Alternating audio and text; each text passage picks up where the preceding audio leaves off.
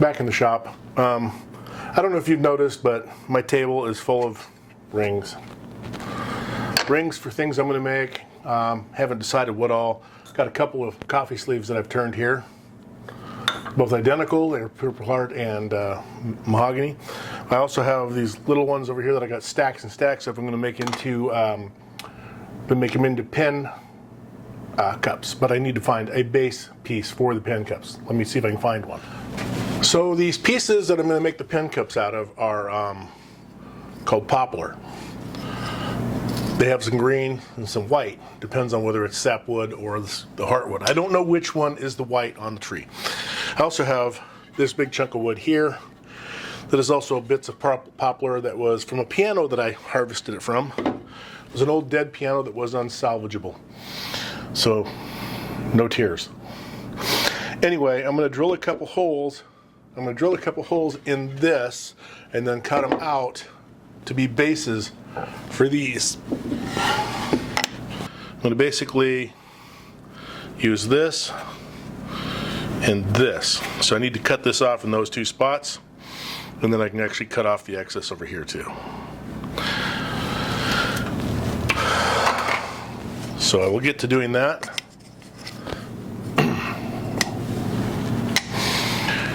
Then I will drill holes in those.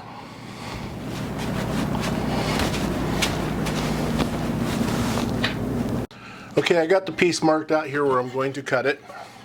There. For this piece, and this piece. This is for some other project. Right there, that's a big circle.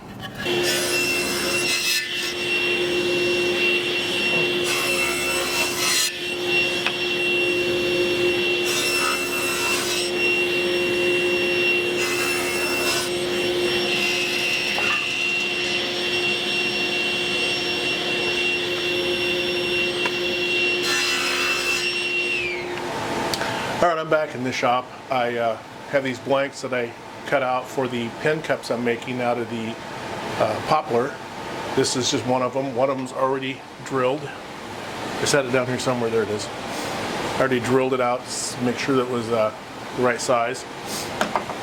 I got this one sitting here. I'm going to put it in the drill press, and I'm going to put it in the drill press, and then we're going to drill it. Let me get this stuff turned on.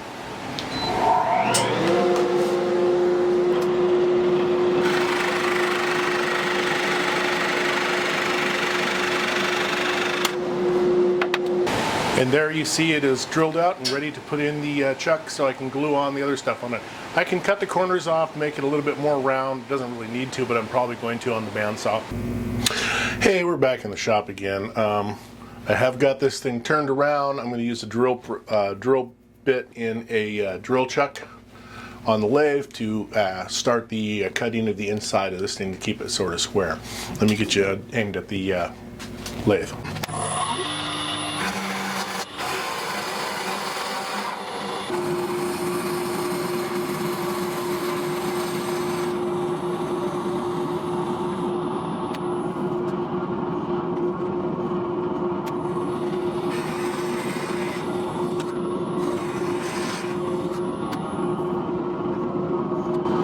About as far as I want to do it with the drill, because it'll make an indent in the middle.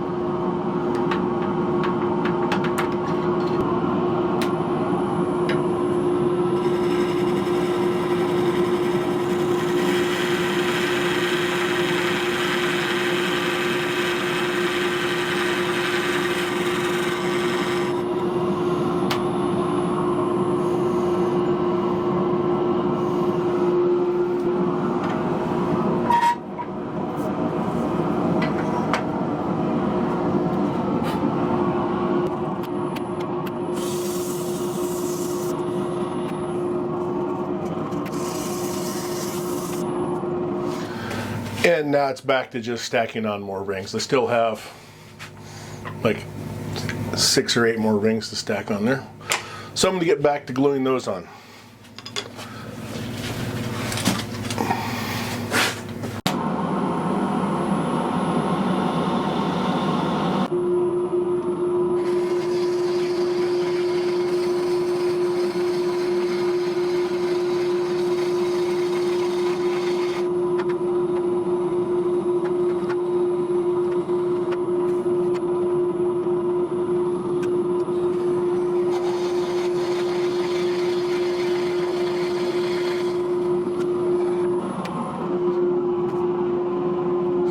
And that's just how easy it is to do the insides of these. Using a drill like that makes it really straight and even on the inside. Let me show you.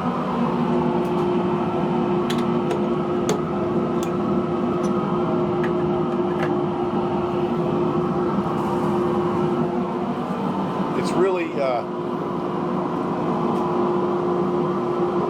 straight in there. You can see it's really fairly straight. Straighter than I could get it with. It's way straighter than I could get it using the gouge tools and stuff. It's for pencils and stuff to go into. Like that. So you don't want it, you know, leaning in because they won't sit right. Anyway, next I will get out here tomorrow, probably, or the next day, and I will start turning the outside of these things to make them the shape I want. And possibly getting rid of this whole bottom piece up to about right there. It doesn't need to have a pocket in the bottom.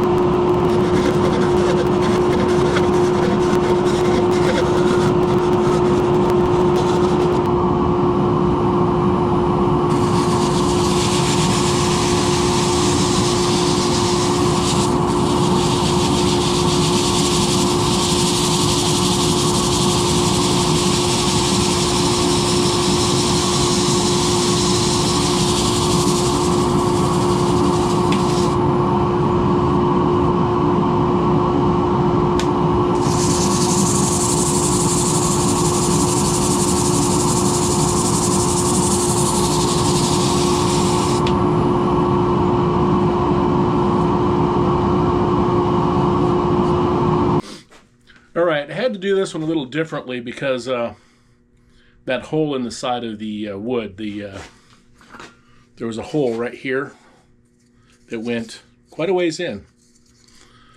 So what I did was I just parted it off, leaving the cavity here on the piece that I was using to hold it.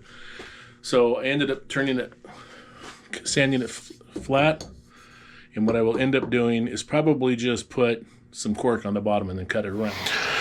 Hello, it's me, Daryl again. I'm in the bike room, as you can tell by the stuff on the wall over here.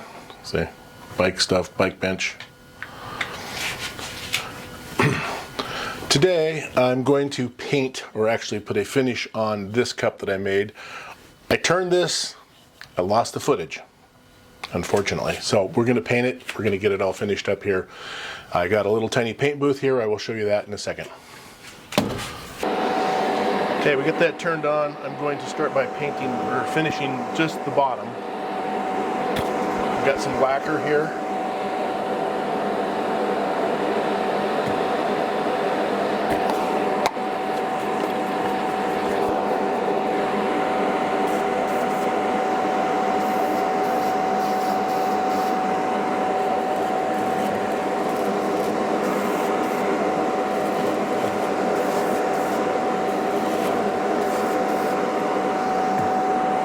It'll take just a couple of minutes for it to dry enough to where I can throw these up in there and sit it on it without any detrimental problems. And I'm going to put it on this thing, so hopefully these will sit close enough where I can get that on there.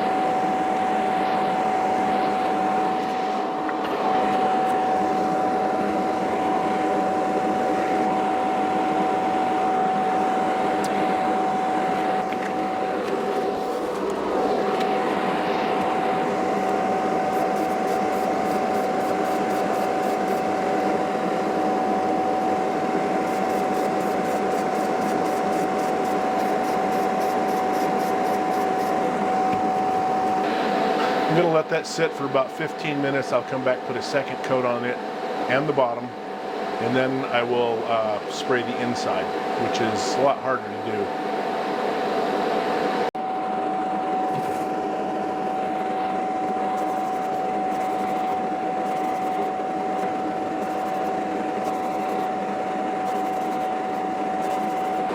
So, to paint the inside, what I do is I hold it with one hand and I'll rotate it as I spray into it.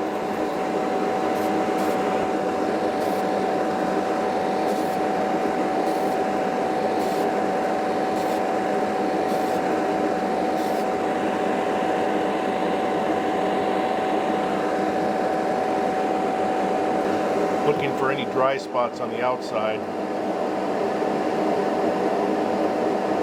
Seems to be okay. Right here.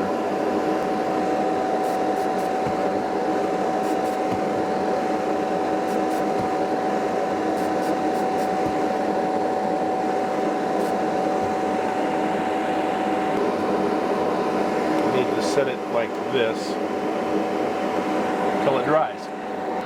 I'm only putting a single coat on the inside because that's just to seal it so that moisture doesn't get anywhere in it. If moisture gets into it anywhere, it can crack. So I have to kind of like completely seal it. That's why I sprayed the bottom, even though the bottom's going to have a piece of cork on it. That's just to kind of seal it up so that moisture and temperature doesn't affect it. Anyway, that's it for this portion of this video. I will come back in a little bit and we will give it a rub down with a piece of paper that kind of smooth out all the overspray, and then we will look at it.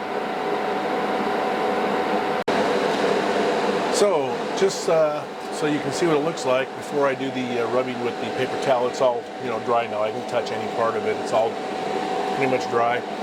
I just need to get a paper towel.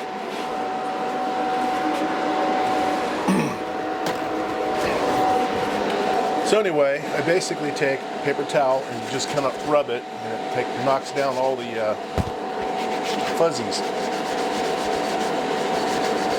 Paper bag works better, but you can't get those anymore. Now it's smooth. Got to do this part.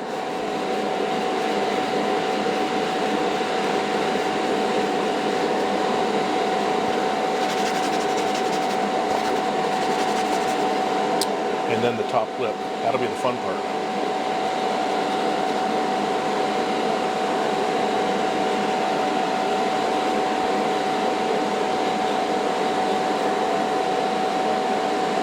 Not so worried about the inside. It's going to have pins in there anyway, so it doesn't really matter. Anyway, that's it for this part of the video. I will be making a cork circle for the bottom of this thing. I have to do that yet. It'll be later on in the video. Well, no, it'll be in this video. So let's just cut this off right here. Hey, I'm back in the shop. We got the vessel here, and I got a piece of cork. I'm going to get this set up here, and I'm going to show you how I'm going to do this.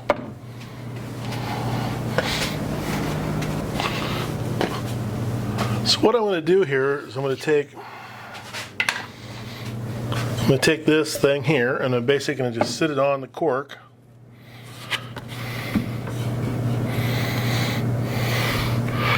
Hold it down.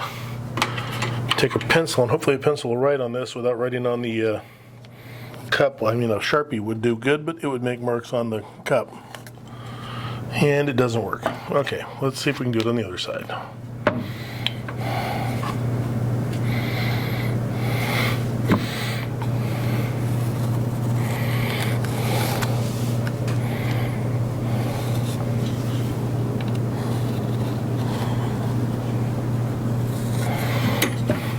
That's better.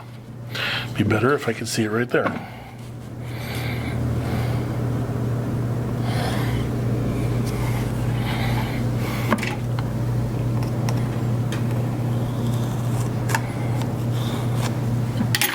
There we go.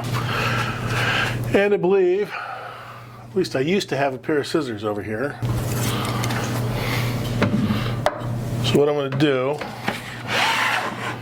I'm going to just sit here and slowly take my time and cut around the circle.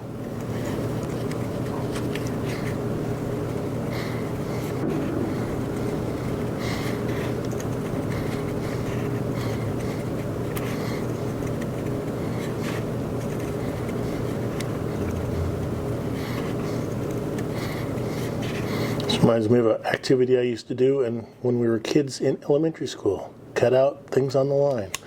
It's not perfect. It's a little bit off right here. There we go. That's as good as I can get it. So now, we turn this upside down. Peel it off.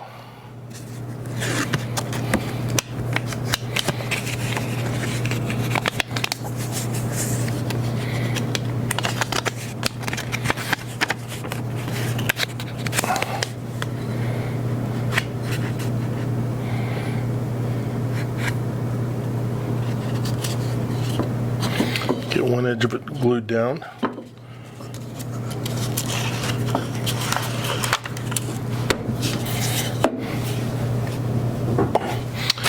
And there we have our cork bottom. It's not exactly perfect, but I can trim that up with a razor.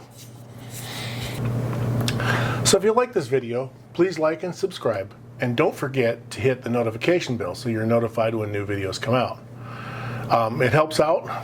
I don't know how. I'm not really into how the matrix work and everything, or the metrics, I should say, work. But I understand that the more likes, the more views on YouTube that you get, the more they put the video out to other people. And right now I'm sitting at 200 subscribers. I would love to get to 500 at least to start with. So please like and subscribe. Thanks for watching.